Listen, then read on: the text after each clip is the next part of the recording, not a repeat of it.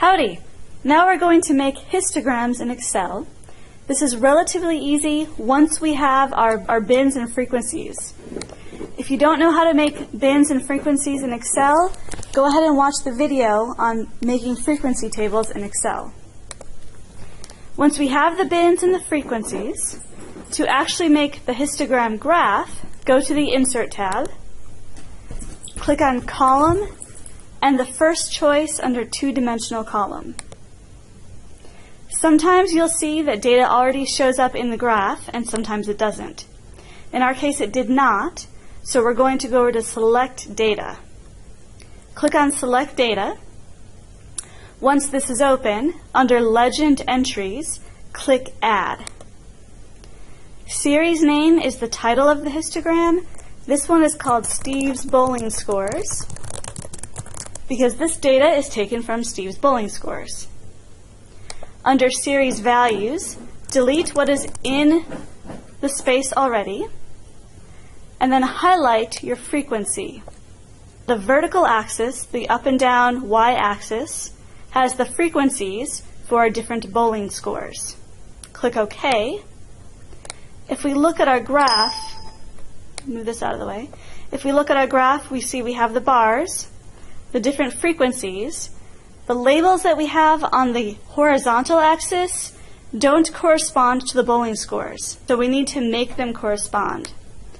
To do that, click Edit under Horizontal Axis Labels.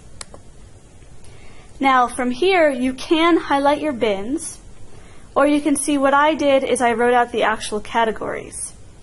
Sometimes it's nicer to write out the actual categories because then you can see the exact range of where the data lies. I click the categories, highlight all of those, and now the labels on the horizontal axis correspond to the actual categories. Click OK, and then OK again.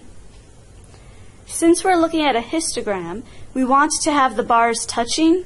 Remember, histograms are for quantitative data, which means if they're continuous, we don't want any gaps in the data. So we need the bars to touch. We also want to have labels or titles for each axis. To find this, go to Chart Layouts. Click on the layout that is in the third row, second column. This gives us titles for each axis and gives us bars that touch. Under the horizontal axis title, I'm going to type scores. Under the vertical axis title, I'll type frequency. I like that the bars are touching, but I can't really see where the bars are separated. Here where you see all the colorful bars on top, if you click on the down arrow, you have different choices for how you want the bars to appear. I like the second to last row where it's got the colors with the black outline.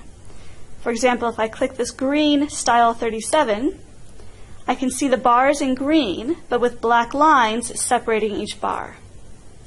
Here you've got your histogram. If you want to make a histogram with relative frequency, all you have to do is make a relative frequency column, and then in the Select Data, when you do Add, highlight the relative frequency instead of the frequency.